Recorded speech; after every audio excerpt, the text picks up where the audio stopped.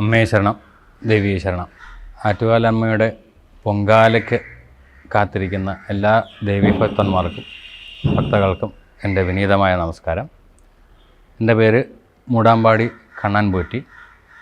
ആറ്റുകാൽ ഭഗവതിയെ 2014-15 കാലയളവിൽ മേശാന്തിയായിട്ട് സേവിക്കുവാൻ അവസരം ലഭിച്ച ഒരു ഭാഗ്യവാനാണ്. അപ്പം ആറ്റുകാൽ പൊങ്കാലയുടെ പ്രാധാന്യം എന്താണെന്ന് വെച്ചാൽ ഏകദേശം ഇപ്പോൾ എല്ലാവർക്കും അറിയാം. എന്നിരുന്നാലും എൻ്റെ ഒരു കാഴ്ചപ്പാടിൽ അല്ലെങ്കിൽ എനിക്ക് കേട്ടതിൽ എനിക്ക് സാങ്കത്യമുള്ളതായിട്ട് തോന്നിയത്, ഓരോ ഭക്തർക്കും അവരവരുടെ കൈകൊണ്ട് തന്നെ നിവേദ്യം തയ്യാറാക്കി ഭഗവതിക്ക് സമർപ്പിക്കാൻ കഴിയുന്നു എന്നുള്ളതാണ് വളരെ ലളിതമായിട്ട് പറയാവുന്ന ഒരു പ്രാധാന്യം. ആറ്റുകാൽ പൊങ്കാല ദിവസം സാധാരണ രീതിയിൽ രാവിലെ നട തുറന്ന് നിർമാല്യം, അഭിഷേകം, മലർനേദ്യം കഴിഞ്ഞാൽ ഒരു ഉഷപ്പായസം നേദ്യം ഉണ്ടാകും. ഞാൻ 10 വർഷമായി, കൃത്യമായിട്ട് അങ്ങോട്ടൊരു ഓർമ്മയില്ല. എന്നിരുന്നാലും ഒരു ഉഷപ്പായസം നേദ്യം ഉണ്ടെന്ന് തന്നെയാണ് എൻ്റെ ഓർമ്മ. അത് കഴിഞ്ഞാൽ പിന്നെ ഭഗവതിക്ക് മറ്റ് പൂജകളോ നിവേദ്യങ്ങളോ ഒന്നും ഇല്ല. അങ്ങനെ നട തുറന്നിരിക്കും. ഈ വരുന്ന കോടാനുകോടി ലക്ഷക്കണക്കിന് ജനങ്ങൾ അവർക്ക് ദർശനത്തിന് വേണ്ടി അങ്ങനെ തുറന്നിരിക്കും. നിശ്ചയിച്ച പ്രകാരമുള്ള സമയമാകുമ്പോൾ അടുപ്പിന് തീ കൊളുത്താൻ, പൊങ്കാല അടുപ്പിന് തീ കൊളുത്താനുള്ള സമയമാകുമ്പോൾ ഭണ്ഡാര അടുപ്പിൽ തീ കൊളുത്തുന്നു, പൊങ്കാല നിവേദ്യങ്ങൾ നടക്കുന്നു. ആ ഒരിതാണ്. ആ പൊങ്കാല ഏകദേശം പായസം പാകം ആകുന്ന സമയമാകുമ്പോഴാണ് പിന്നെ അടുത്ത പൂജയും അകത്ത് ഇതേപോലെ ശാന്തിക്കാർ തയ്യാറാക്കിയ നിവേദ്യങ്ങൾ നിവേദിക്കും ഒക്കെ ചെയ്യുന്നത്. അപ്പോൾ ആ പൊങ്കാല തർപ്പണത്തോടു കൂടി ആ ഒരു ഉച്ചവരെയുള്ള, ഉച്ചയെന്ന് പറഞ്ഞാൽ ഏകദേശം വൈകിട്ടാവും, ആ ഒരു കാര്യങ്ങളെല്ലാം കഴിഞ്ഞു.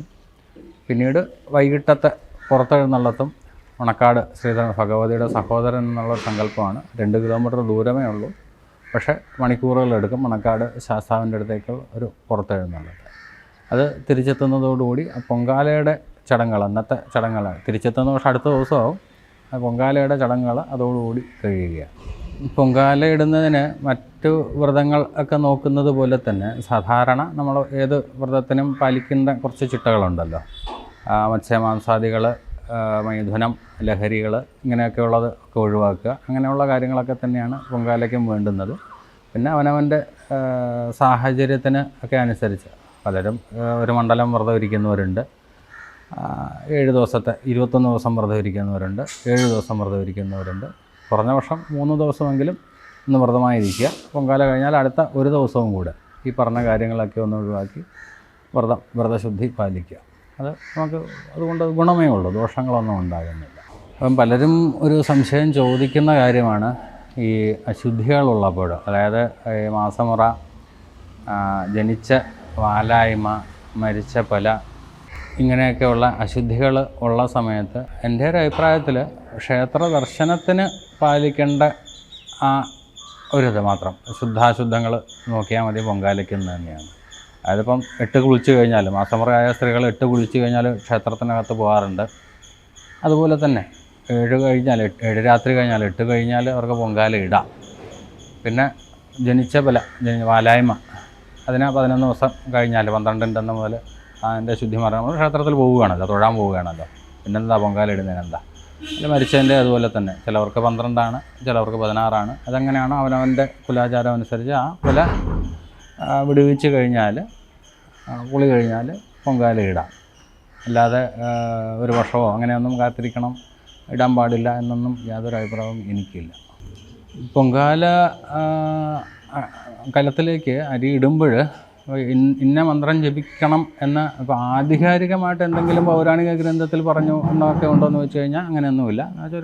അങ്ങനൊരു ചടങ്ങല്ലല്ലോ, പിന്നീട് വന്ന് കൂടിയ ഒരു ചടങ്ങല്ലേ. ഭഗവതിക്ക് പ്രിയങ്കരമായതുകൊണ്ട് അതങ്ങ് ഒരുപാട് വലുതായി. അപ്പം എന്നാലും പറയുമ്പോൾ ഇപ്പം ഭഗവതിയുടെ അമ്മേ മഹാമയെ, അങ്ങനെയുള്ള അമ്മേ ദേവി മഹാമയെ, അമ്മേ നാരായണ, ദേവി നാരായണ, ഇങ്ങനെയുള്ളതൊക്കെ ജപിക്കാം. പിന്നെ അന്നപൂർണയുടെ മന്ത്രം, അന്നപൂർണ സദാപൂർണ ശങ്കരപ്രാണവല്ലഭ, ആ തുടങ്ങുന്ന ആ മന്ത്രം, ഇതൊക്കെ ജപിക്കാം. അതൊക്കെ ആഹാരമായിട്ടും ഭഗവതിയായിട്ടും ബന്ധപ്പെട്ടതാണല്ലോ. അങ്ങനെയുള്ള മന്ത്രങ്ങളൊക്കെ ജപിക്കാം, സ്തോത്രങ്ങളോ അങ്ങനെ എന്തെങ്കിലുമൊക്കെ ജപിക്കാം, അത്ര തന്നെ. അപ്പോൾ ഈ പൊങ്കാല തിളച്ച് തൂകുമ്പോൾ കിഴക്കോട്ട് തൂകണമെന്ന് ഈ പറയുന്നത് പലരും പറയുന്നത് ഞാനും കേട്ടിട്ടുണ്ട്. അപ്പോൾ എനിക്ക് തോന്നുന്നത് സാധാരണഗതിയിൽ നമ്മൾ ഈ ഗൃഹപ്രവേശ സമയത്ത് പാല് കാച്ചുമ്പോൾ ആ പാല് കിഴക്കോട്ട് അല്ലെങ്കിൽ വടക്കോട്ട് അല്ലെങ്കിൽ വടക്ക് കിഴക്കോട്ട് ചെരിയുന്നത് നല്ല ലക്ഷണങ്ങളാണ് പറയുന്നത്. മറ്റ് ദിക്കുകളിലോട്ട് അത്ര സുഖകരമായൊരു ഫലമല്ല പറയുന്നത്. അതേ മാതൃക പിന്തുടർന്ന ഭൂമിയുടെ ചരിവും എല്ലാം വടക്ക് കിഴക്കോട്ടൊരു ചരിവാണല്ലോ. എന്ത് കാര്യത്തിനും നമ്മൾ നോക്കുമ്പോൾ വാസ്തുപ്രകാരമായാലും എന്ത് നോക്കിയാലും വടക്കോട്ടും കിഴക്കോട്ടും വടക്ക് കിഴക്കോട്ടുമുള്ള ചരിവിനൊരു പ്രാധാന്യം അല്ലെങ്കിൽ ശുഭത്വം പറയുന്നുണ്ട്. അപ്പോൾ അതുപോലെ കണക്കാക്കിയാൽ മതി. പൊങ്കാലയുടേതും അതുപോലെ തന്നെ കണക്കാക്കിയാൽ മതി. കിഴക്കോട്ടോ വടക്കോട്ടോ വടക്ക് കിഴക്കോട്ടോ തൂവിപ്പോകുന്നത് നല്ലത് തന്നെയാണ്. മറ്റൊന്നും മോശമെന്ന് ഞാൻ പറയുന്നില്ല. എന്നാലും ഈ പറഞ്ഞ പോലെ മറ്റു കാര്യങ്ങളിലെല്ലാം ഈ ഒരു ദിക്കുകളിലേക്കുള്ള ചരിവിന് ഒരു ശുഭത്വം കൽപ്പിക്കുമ്പോൾ ഇതിനും അങ്ങനെ തന്നെ കണക്കാക്കുന്നതായിരിക്കും നല്ലത്. ഇതൊക്കെ ഇതിനെയൊക്കെ കാലഘട്ടം വരുന്ന ഗ്രഹമാണ് കുജൻ. കുജൻ നീചനായി പോയി കഴിഞ്ഞാൽ ഈ പറഞ്ഞ ധൈര്യം എന്ന് പറയുന്ന കാര്യത്തിൽ കുറച്ച് ബുദ്ധിമുട്ട് വരാനുള്ള സാധ്യതയുണ്ട്. ധൈര്യം പറയും. കൂടാതെ ഇപ്പോൾ വ്യക്തികൾ വളരെയധികം മിതത്വം പാലിക്കും എന്ന് വേറൊരു സത്യം. അതോടൊപ്പം എടുത്തുചാട്ടം കുറച്ച് കുറയ്ക്കും. കുറച്ച് നല്ല വശങ്ങൾ അതിനകത്ത് ഉണ്ടെങ്കിൽ പോലും അതിൽ വ്യക്തികളുടെ ആത്മധൈര്യം വളരെ വളരെ കുറയും. ഇത് മേടം മുതൽ മീനൻ രാശി വരെയുള്ള ആൾക്കാരെ എല്ലാവരെയും ബാധിക്കും. ഒരു തരത്തിൽ അല്ലെങ്കിൽ മറ്റൊരു തരത്തിൽ ബാധിക്കും. പല തരത്തിലാണ് ഇതിന്റെ അവസ്ഥകൾ മാറി മാറി വരുന്നത്. മേടൻ രാശി മുതൽ മീനൻ രാശി വരെ ഉള്ളവർക്ക് ഈ ധൈര്യത്തിന്റെ അവസ്ഥയിലേക്ക് കുറച്ച് കുറവുകൾ തന്നെ വരും. എല്ലാത്തിനും ആത്മവിശ്വാസ കുറവ് അതിനകത്ത് പ്രകടമായിട്ടുണ്ട്. ചില രാശിക്കാർക്ക് ധനം ധാരാളമായിട്ട് കിട്ടുമായിരിക്കാം, മറ്റ് പല അവസ്ഥകളും കൂടുതലായിട്ട് കിട്ടുമായിരിക്കാം. പക്ഷെ അതൊന്നും അവനവന്റെ മനസ്സുഖത്തിന് ഉപകരിക്കാൻ കുറച്ച് ബുദ്ധിമുട്ട് വരുന്നു മാത്രം. അപ്പൊ ഇതിൽ ആദ്യമായിട്ട് മേടം രാശിയുടെ ഫലത്തിലേക്ക് തിരിയും. ഇതില് മേടരാശി അശ്വതി ഭരണി കാർത്തികകാലം അടങ്ങുന്നതാണ് മേടം രാശി. ഈ മേടം രാശിയുടെ 5ാം ഭാവാധിപനായിട്ടുള്ള ആദിത്യനാണ് നേരെ 7ൽ നിവൃത്തി സ്ഥാനത്തിലേക്ക് വരുന്നത്. അപ്പൊ മേടം രാശിക്കാരെ സംബന്ധിച്ച് 2ാം ഭാവത്തിൽ വ്യാഴമുണ്ട്, ഗുണമാണ്, ഓക്കെ, ആ കാര്യം പ്രശ്നമല്ല. 6ാം ഭാവത്തില് കടബാധ്യത മറ്റു കാര്യങ്ങളൊക്കെ ഉണ്ടെങ്കിൽ അതൊക്കെ നിവൃത്തി ഉണ്ടാവാൻ സാധ്യതയുണ്ട്. കേസ് വഴക്കുകളൊക്കെ ഉണ്ടെങ്കിൽ അതിനൊക്കെ കുറച്ച് നിവൃത്തികൾ ഉണ്ടാവും, പ്രശ്നമില്ല. അഷ്ടമത്തില് ശുക്രനാണ്. 8ാം ഭാവത്തിൽ ശുക്രൻ എല്ലാ സമർത്ഥമായിട്ടുള്ള എല്ലാ ഭാഗങ്ങളും എല്ലാ കാര്യങ്ങളും നൽകുമെന്നാണ് ശാസ്ത്രം പറയുന്നത്. അപ്പൊ അതും കുഴപ്പമില്ലാത്ത അവസ്ഥയുണ്ട്. 11ൽ അവസാനത്ത് ശനി നിൽപ്പുണ്ട്. മേടം രാശിക്കാർക്ക് എല്ലാം നല്ലതാണ് ഗുണമായിട്ട് വരുന്നത് പറയും. മനസ്സുഖത്തിന്റെ അവസ്ഥയ്ക്ക് സന്താനങ്ങളുടെ കാര്യത്തിലുള്ള ചില പ്രശ്നങ്ങളുണ്ടോ, സന്താനങ്ങളെ കൊണ്ടുള്ള വിഷമാവസ്ഥകൾ ഒക്കെ കുറച്ച് ബുദ്ധിമുട്ട് അനുഭവിക്കാനുള്ള സാധ്യതയുണ്ട്. അപ്പൊ അത് ആ കാര്യങ്ങൾക്ക് ഒന്ന് കൃത്യമായി ശ്രദ്ധിക്കണം. സന്താന കാര്യങ്ങളുടെ കാര്യത്തിൽ കുട്ടികളുടെ കാര്യത്തിലൊക്കെ ഒന്ന് ശ്രദ്ധിക്കണം. രണ്ടാമതായിട്ട് അവനവന്റെ മനസ്സുഖം ചിലപ്പോൾ നഷ്ടപ്പെടുന്ന അവസ്ഥകളൊക്കെ ഉണ്ടാവും. അതിനെ ഒന്ന് ശ്രദ്ധിക്കണം. ശ്രദ്ധിക്കേണ്ട വിഷയങ്ങൾ ഇവയൊക്കെയാണ്. കിട്ടുന്ന വിഷയങ്ങൾ ധാരാളം ഉണ്ടെങ്കിൽ പോലും ശ്രദ്ധിക്കേണ്ട വിഷയങ്ങളാണ് നമ്മളിവിടെ പറഞ്ഞു പോകുന്നതാണ്. അത് കൂടാതെ സ്വന്തമായിട്ടുള്ള വസ്തുവകൾ അങ്ങനെയുള്ള കാര്യങ്ങൾക്കൊക്കെ കുറച്ച് പണികൾ ജോലികളൊക്കെ വരികയും അതുമായിട്ട് ബന്ധപ്പെട്ട കാര്യങ്ങളൊക്കെ ഉണ്ടാവുകയും ചെയ്യാനുള്ള സാധ്യതയുണ്ട്. അപ്പൊ 1, 2, 3 കാര്യങ്ങൾ ഇതിൽ നമ്മൾ ശ്രദ്ധിച്ചു പോയി കഴിഞ്ഞാൽ, ഈ മേടം രാശിക്കാരെ ശ്രദ്ധിച്ചു പോയി കഴിഞ്ഞാൽ കൃത്യമായിട്ട് നമുക്ക് കുഴപ്പമില്ലാതെ മുന്നോട്ട് പോകാൻ കഴിയുന്നതാണ്. ശിവക്ഷേത്രത്തില് ദർശനം നടത്തി കാര്യമായിട്ട് പ്രാർത്ഥിക്കുക, ശിവനെ കാര്യമായിട്ട് പ്രാർത്ഥിക്കുക എന്നുള്ളതാണ് ഇപ്പോഴത്തെ നിലവിലുള്ള സാഹചര്യം അനുസരിച്ച് മേടം രാശിക്കാരെ ചെയ്യേണ്ടത്. ഈ മേടം രാശിയുടെ തന്നെ ആ രാശിയുടെ അധിപനായിട്ടുള്ള കുജനാണ് ഈ നീചത്തിലേക്ക് പോകുന്നത്. അപ്പം ആത്മബലം കുറെ കൂടെ കുറയുന്നു അർത്ഥം. അവനവന്റെ സെൽഫ് കോൺഫിഡൻസ് കുറെ കൂടെ കുറയും എന്നർത്ഥം. അതുകൂടാണ്ട് 8ാം ഭാവാധിപതിയും കൂടിയാണ് കുജൻ. അത് നീചത്തിൽ പോകുമ്പോൾ അവനവന്റെ ആരോഗ്യകാര്യത്തിൽ കുറെ ശ്രദ്ധ നമ്മൾ പുലർത്തേണ്ടി വരും. ആരോഗ്യകാര്യത്തിൽ ശ്രദ്ധ കൂടുതലായിട്ട് കൊടുത്ത് തന്നെ മേടം രാശിക്കാരെ മുന്നോട്ട് പോകുക. അടുത്തതായിട്ട് ഇടവൻ രാശി. കാർത്തിക മുക്കാല രോഹിണി മകീരത്തിന്റെ അര അടങ്ങുന്നതാണ് ഇടവൻ രാശി. ഇടവൻ രാശിയിൽ തന്നെ വ്യാഴ നിൽപ്പുണ്ട്. ഈ ഇടവൻ രാശിയുടെ നിവർത്തികാരകനായിട്ടുള്ള കുജനാണ് ശരിക്ക് നീചത്തിലേക്ക് പോകുന്നത്. കൂടാതെ 4-ാം ഭാവാധിപതിയായിട്ടുള്ള ആദിത്യം 6-ാം ഭാവത്തിലേക്കും വരും. 6-ാം ഭാവത്തിലേക്ക് ഒരു ആദിത്യം വന്നു കഴിഞ്ഞാൽ നല്ല ഫലമൊക്കെയാണ് കൂടുതലായിട്ടും പറയാറുള്ളത് എന്നുണ്ടെങ്കിൽ തന്നെയും ശ്രദ്ധ വേണം.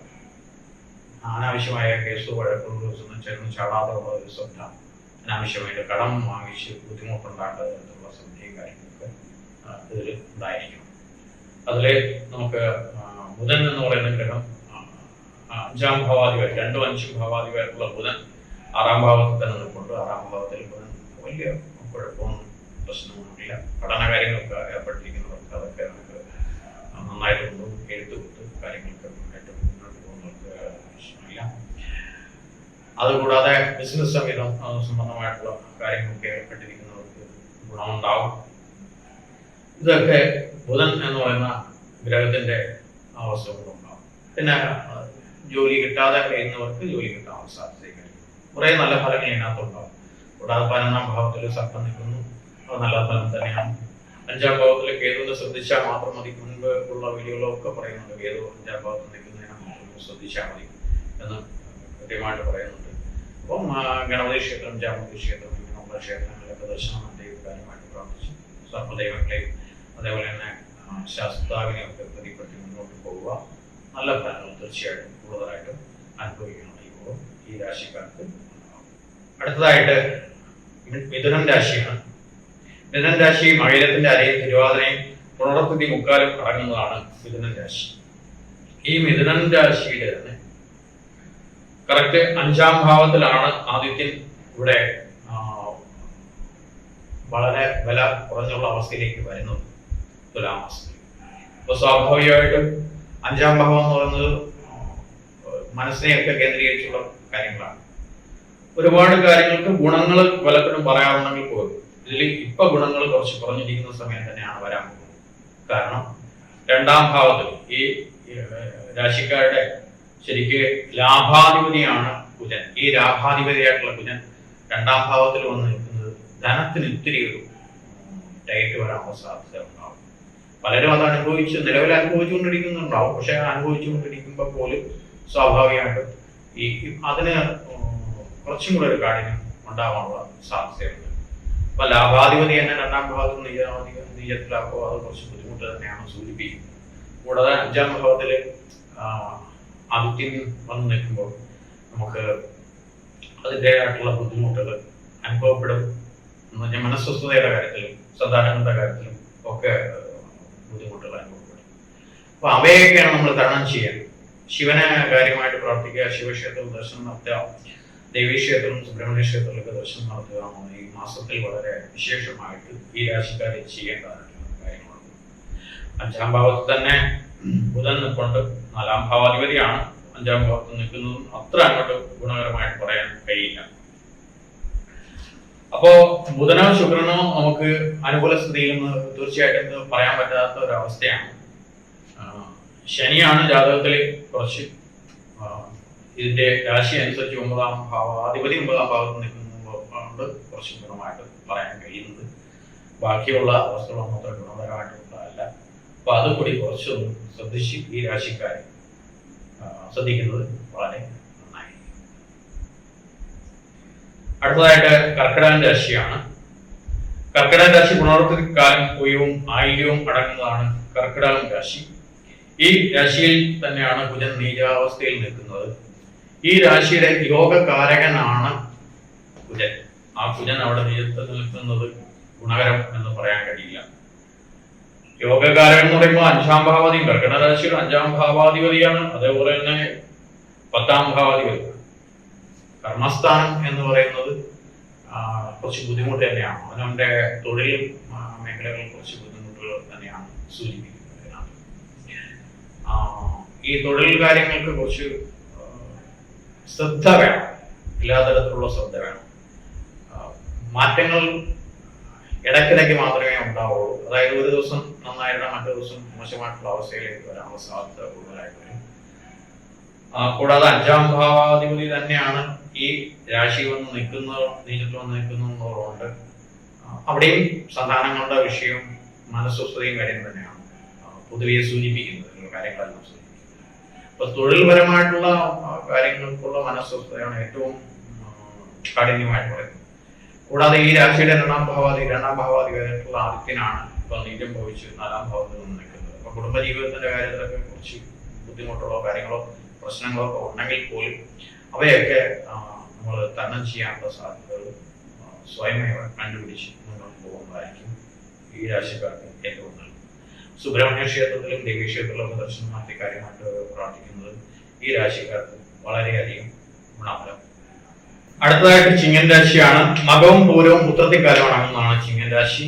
ചിങ്ങം രാശിയുടെ അധിപനാണ് ഇപ്പോൾ നീചത്തിലേക്ക് പോയത്. അപ്പോൾ സർക്കാർ വക കാര്യങ്ങളൊക്കെ ഇറങ്ങിത്തിരിക്കുന്നവർക്ക് ഈ മാസത്തിൽ അതിന് ആനുകൂല്യങ്ങൾ കിട്ടാനുള്ള സാധ്യത കുറയുമെന്നർത്ഥം. രാശിയാധിപൻ എന്ന നീചത്തിൽ പോയി.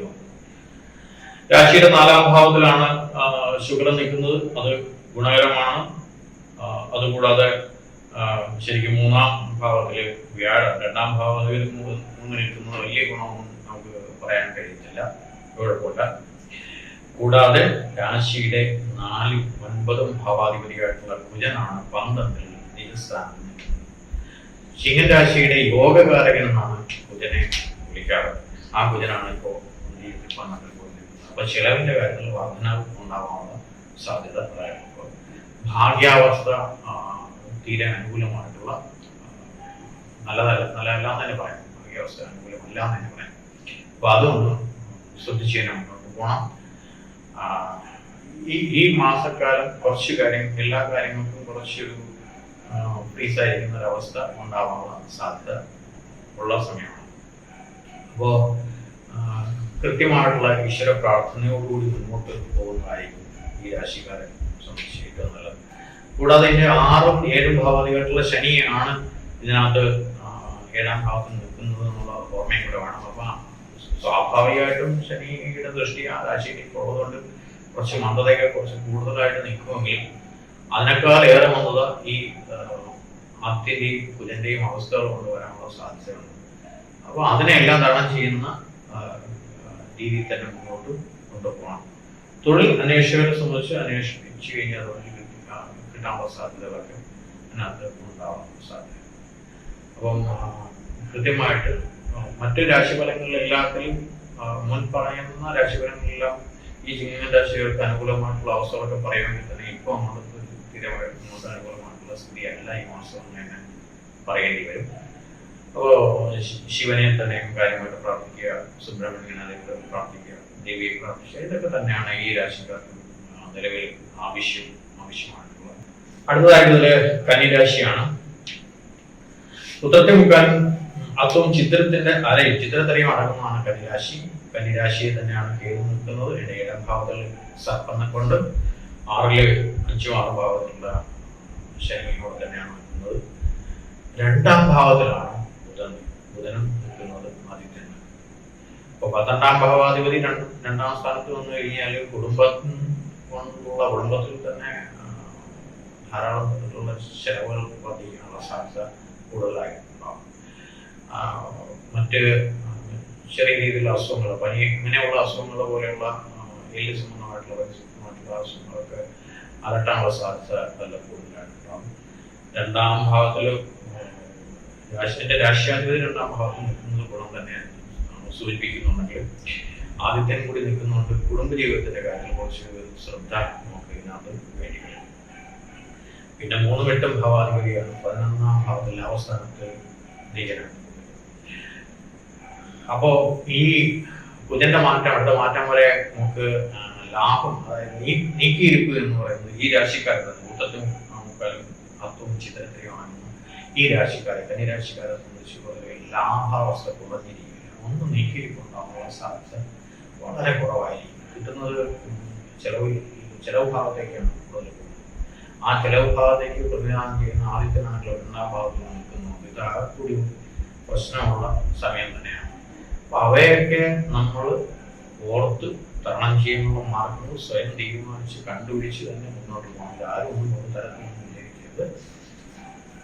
കൂടാതെ രാഹുകേതുക്കളുടെ മാറ്റം അടുത്തുണ്ടാവും, മാത്രമേ ഈ രാശിക്കാർക്ക് ഗുണമുള്ളൂ. അപ്പൊ ഈ മാസത്തിൽ അല്ലല്ലോ അലച്ചിലൊക്കെ കൂടുതലായിട്ട് നിന്ന് കഴിഞ്ഞാൽ അതിന് ആരെയും പഠിച്ചിട്ടൊന്നും ഒരു കാര്യമില്ല. ഇതിൽ ശ്രദ്ധിക്കേണ്ടത് ധനമിടപാടുകൾ, മറ്റുള്ള കാര്യങ്ങൾ, പുതിയ ഇൻക്രിമെന്റ് അങ്ങനെയുള്ള കാര്യങ്ങളിലൊന്നും ചെന്ന് ചാടാതിരിക്കുന്നതായിരിക്കും ഏറ്റവും ഉചിതം. ധനനഷ്ടം, ക്ലേശം ഇവയാണ് ഈ രാശിക്കാരെ സംബന്ധിച്ച് ഇപ്പോൾ വളരെ കൂടുതലായിട്ട് സൂചിപ്പിക്കുന്നത്. അപ്പൊ അതുകൊണ്ട് മനസ്വസ്ഥതയൊക്കെ കുറഞ്ഞിരിക്കണം. അതുകൊണ്ട് ഇതൊന്നും വളരെ ശ്രദ്ധിച്ച് തന്നെ ഈ രാശിക്കാർ മുന്നോട്ട് പോകണം. കന്യാരാശി മുന്നോട്ട് പോകണം. തീർച്ചയായിട്ടും ശിവനെയും ദേവിയും അതുപോലെ സുബ്രഹ്മണ്യ സ്വാമിയൊക്കെ കാര്യമായിട്ട് പ്രാർത്ഥിച്ച് മുന്നോട്ട് പോവുക. അടുത്തതായിട്ട് തുലാം രാശിയാണ്. ചിത്രയുടെ അരയും ചോദ്യയും വിശാഖത്തും മുക്കാലും അടങ്ങുന്നതാണ് ഈ രാശി. തുലാം രാശി ഈ രാശിയിൽ രണ്ടാം ഭാവത്തിലാണ് അതിൽ ശുക്രൻ നിൽക്കുന്നത്. രണ്ടിൽ ശുക്രൻ ഗുണവാനാണ്. കുടുംബജീവിതത്തിന്റെ കാര്യത്തിലൊക്കെ ബുദ്ധിമുട്ടുകൾ ഉണ്ടായിരുന്നില്ല, അതൊക്കെ മാറി ഗുണമായിട്ട് തരും. പ്രശ്നമില്ലാതെ ആ രാശിയുടെ അധികം തന്നെയാണ് രണ്ടാം ഭാവത്തിൽ നിൽക്കുന്നത്. ആ ഗുണം തന്നെയാണ് അതിലേറെ പറയുന്നത്. രാശിയിൽ നിൽക്കുന്നത് ആദിത്യനാണ്, അതുപോലെ തന്നെ ബുധനാണ്. ഈ ബുധൻ നിൽക്കുന്ന 12ാം ഭാവത്തിലുള്ള ബുധൻ രാശിയിൽ നിൽക്കുന്നതുകൊണ്ട് അവനവന്റെ ആവശ്യങ്ങൾക്കുള്ള വളരെയധികം ചിലവുകൾ, വ്യക്തിപരമായിട്ടുള്ള ചിലവുകളുടെ അളവ് വളരെ കൂടിയിരിക്കും. കൂടാതെ 11ാം ഭാവത്തിൽ ലാഭം ഉണ്ടാക്കേണ്ട ആ രാശിയുടെ അധിപതിയായിട്ടുള്ള ആദിത്യനാണ് ശരിക്ക് തുലാം രാശിയിൽ തന്നെ. അപ്പം ആ രാശിക്കാരെ സംബന്ധിച്ച് ഗുണം എന്ന് പറയുന്നത് വളരെ കൂടുതലായിട്ട് പറയാൻ കഴിയും. രണ്ടാം ഭാവാധിപതി നിവർത്തികാരകമായിട്ടുള്ള കുജനാണ് ഇതിൽ ശരിക്കും പറഞ്ഞാൽ 10ാം ഭാവത്തിലും നീചത്തിൽ വന്ന് കളിക്കും. അപ്പൊ തൊഴിൽ സംബന്ധമായിട്ടുള്ള വിഷയങ്ങൾക്ക് കുറച്ച് ക്ലേശം ഏറി വരാൻ സാധ്യതയുള്ള സമയമാണ്. കൂടാതെ നിവർത്തി ഭാഗ്യം, എല്ലാ പ്രശ്നങ്ങൾക്കും നിവർത്തി തരേണ്ട പ്ലാനറ്റും കൂടിയാണ് ഇതിനകത്ത് നമുക്ക് തൊഴിൽ ഭാഗത്തേക്ക് വന്നിരിക്കുന്നത്. അപ്പൊ അതിന് വളരെ ശ്രദ്ധ, തൊഴിൽ മേഖലയിൽ അവനവന്റെ കർമ്മ മേഖലയിൽ ഏർപ്പെട്ടിരിക്കുന്ന എല്ലാവരെ സംബന്ധിച്ചും അതിന് കുറച്ച് ബുദ്ധിമുട്ടുകൾ തന്നെയാണ് അതിനകത്ത് സൂചിപ്പിക്കുന്നത്. കൂടാതെ ശുക്രന്റെ രണ്ടാം ഭാവസ്ഥിതിയോട് ഗുണം പറയുമെങ്കിൽ തന്നെ രണ്ടാം ഭാവാധിപതിയായിട്ടുള്ള കുജൻ നീചത്തിൽ പോയിരുന്നത് ചില സ്വാരസ്യങ്ങൾ തന്നെ കുറച്ച് സൂചിപ്പിക്കുന്നുണ്ട്. അവയെ തരണം ചെയ്ത് മുന്നോട്ട് പോകണം. ധനപരമായിട്ടുള്ള ക്ലേശങ്ങൾ തന്നെയാണ് അതിനകത്ത് സൂചനകൾ തരുന്നത്. അതിന് ആ രണ്ടാം ഭാവത്തിലേക്കുള്ള അഷ്ടമത്തിലേക്കുന്ന വ്യാഴത്തിലേക്ക് ദൃഷ്ടിയൊക്കെ കുറച്ച് ഗുണം ചെയ്യും. രണ്ടാം ഭാവാധിപതിയുടെ ഗുണം കുറച്ച് കുറവാണെന്നാലും അവിടെ നിൽക്കുന്ന ഗ്രഹത്തിനെ, ദൃഷ്ടി എന്ന ഗ്രഹത്തിനെ കുറച്ച് ഗുണങ്ങൾ അതിനകത്ത് തരാനുള്ള സാധ്യത കൂടുതലായിട്ട്. അപ്പോൾ തീർച്ചയായിട്ടും തുലാം രാശിക്കാര് ഇതിലും ശരിക്കും ശിവക്ഷേത്രം തന്നെയാണ് പ്രാധാന്യം കൊടുക്കേണ്ടത്.